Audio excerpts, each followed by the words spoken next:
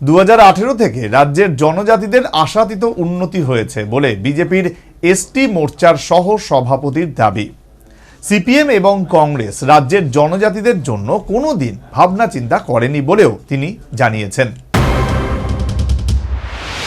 দিনক্ষণ ঘোষণা না হলেও রাজ্যে ভিলেজ কমিটি নির্বাচনে অঘোষিত একটা প্রস্তুতি চলছে। ইতিমধ্যেই রাজনৈতিক দলগুলি সে প্রস্তুতিতে নেমে পড়েছে। একদিকে শাসক বিজেপি, আইপিএফটি, মথা, পাশাপাশি বিরোধী সিপিএম এবং কংগ্রেসের এই অঘোষিত প্রস্তুতি জোরদার চলছে। এর মধ্যে আগামী 11ই জানুয়ারি জনজাতিদের বিভিন্ন দাবি নিয়ে রাজ্যভবন অভিযানের ডাক দিয়েছে বাম জনজাতি সংগঠন গণমুক্তি পরিষদ। তাতেই এবার নড়ে চড়ে বসল ত্রিপুরা প্রদেশ বিজেপির জনজাতি মোর্চা।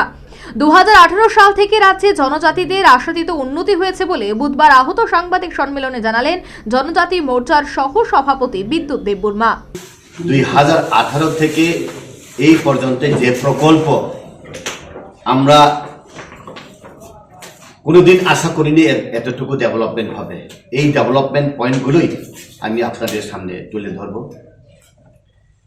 একলব্য স্কুল থেকে আমাদের 12টা aspiration block, CM rubber mission, Bru settlement, 23 বছরের একটা ক্রনিক ডিজিজের মতো, যেটা সিপিএম কংগ্রেসের সময় কিছু হয়নি।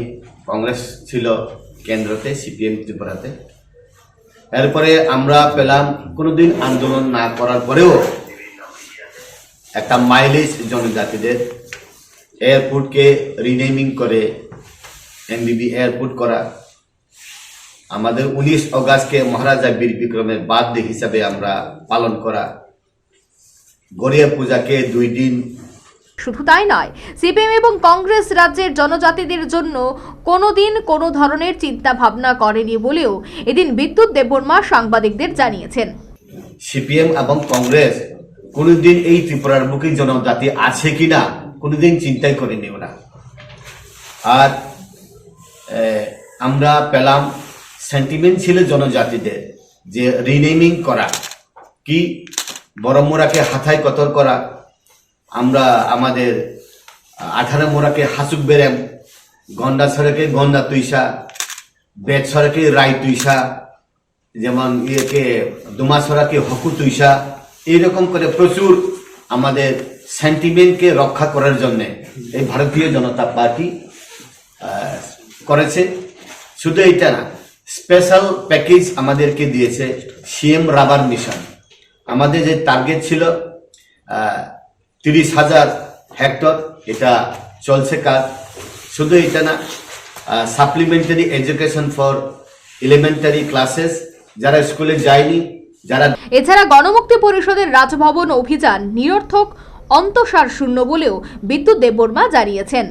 এই জন্যই সিপিএম যে আন্দোলনের পদক্ষেপ নিচ্ছে, রাজভবন অভিযান, এটা ইউজলেস আমরা বলবো।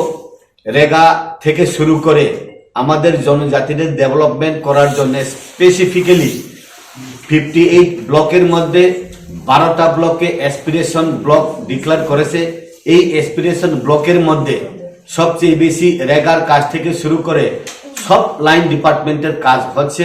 প্রাইম মিনিস্টার আবাস যোজনার ঘর এখন প্রত্যেক সিপিএম, কংগ্রেস, আইপিএফটি, বিজেপি কোনো বেরি না করে সবাইকে দিচ্ছে। এইটাই আমাদের ভারতীয় জনতা পার্টির সবচেয়ে লেজিট, এটা চোখে দেখার মতো, এটাই আমরা মনে করি। আর সিপিএম গণমুক্তি পরিষদ যে আন্দোলন করবে, এটা ইউজলেস ছাড়া কিছু না।